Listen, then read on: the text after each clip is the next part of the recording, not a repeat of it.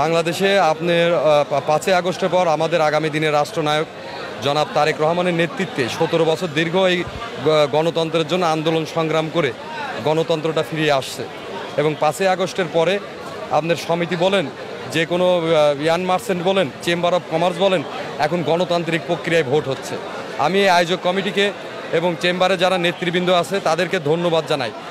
একটি ভোটাধিকার মাধ্যমে তারা গণতন্ত্রিক ফিরিয়ে আনার জন্য চেম্বার অফ কমার্সের মতন জায়গায় সকলে তাদের সুচিন্তিত মতামত দিতে পারছে। এই গণতন্ত্র শতভাগ সফল হবে বাংলাদেশে যেদিন বাংলাদেশে জাতীয় সংসদ নির্বাচন হবে, তখন এই গণতন্ত্র শতভাগ সফল হবে। আমরা ধন্যবাদ জানাই আগামী দিনের রাষ্ট্রনায়ক জনাব তারেক রহমানকে।